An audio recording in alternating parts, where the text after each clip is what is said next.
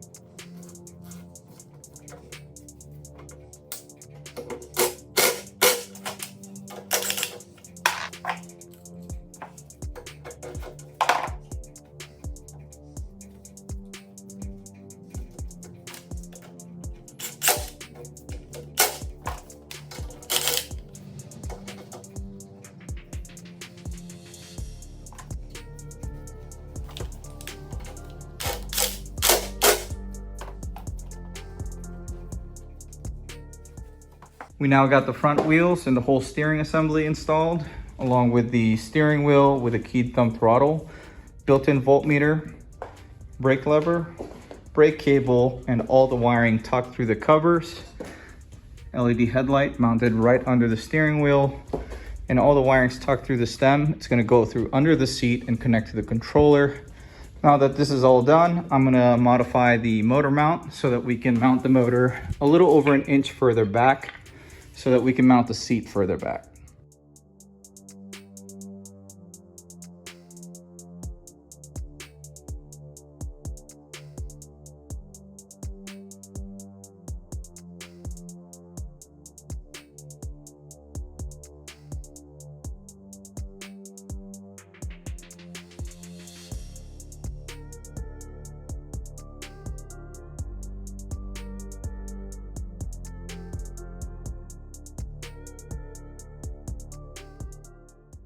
While we're letting the paint cure on the motor mount, which is probably going to be a couple hours, I'm going to start mounting the battery brackets along with the controller, take some of this masking tape off, and wrap up all the wiring.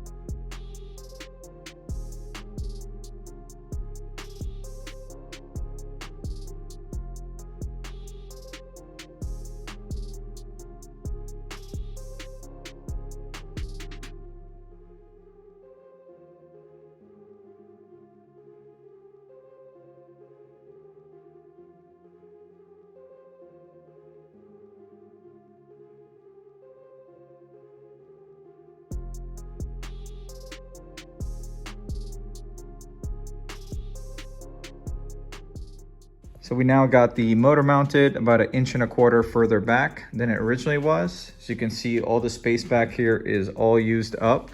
And we got the chain tension adjusted to just the right amount of slack. So now I'm gonna just finish cleaning up the wiring, put the seat on, and start working on the rear axle.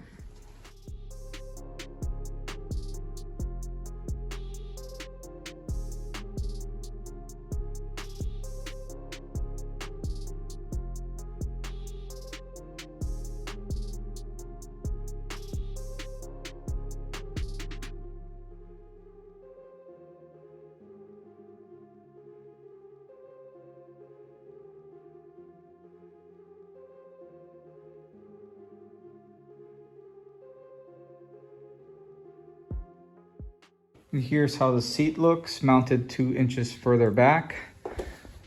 Got the brake lamp installed right in the center. And I tucked the wiring for that in through the seat, along with all of the wirings actually inside the seat. So nothing's exposed. I used the caliper tool to measure the rear axle.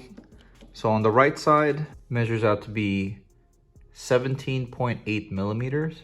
And then on the left side, measures out to be 9.8 millimeters. So I actually found this aluminum tube on Amazon that has a 18 millimeter outside diameter and a 10 millimeter inner diameter. And it happens to fit really snug on the left side of the axle. And it also fits super snug on the center of this wheel. It's almost a press fit on both. So what I'm planning on doing is cutting a section off so I can press it onto the left side of the axle to act as a sleeve so that the wheels are riding perfectly center on the axle and that I know that it's not going to spin in place. And then I'm also going to cut a slot into the sleeve to replicate the right side. The slot is where the wheel key goes. It works kind of like a crank pulley on a car's engine. So this is actually the most important part of this project, is when you put the rear wheel on. That key is what keeps the rear wheels from spinning on the rear axle. So it'll make sure that it's locked on both sides. So it'll act kind of like a welded diff on a drift car.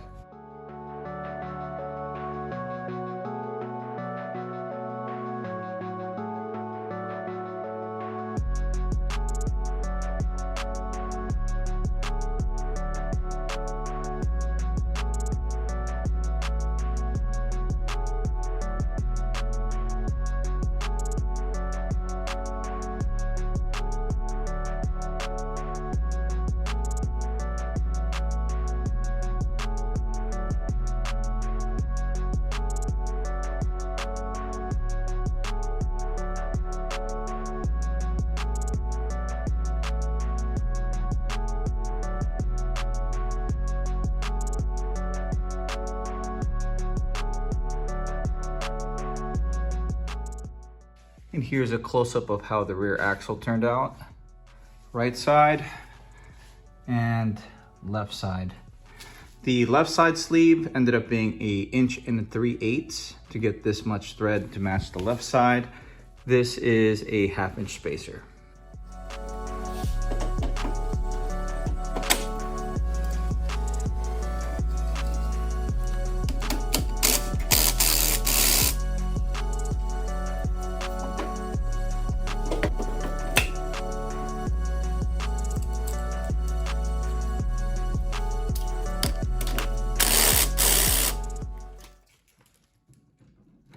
Axle is locked.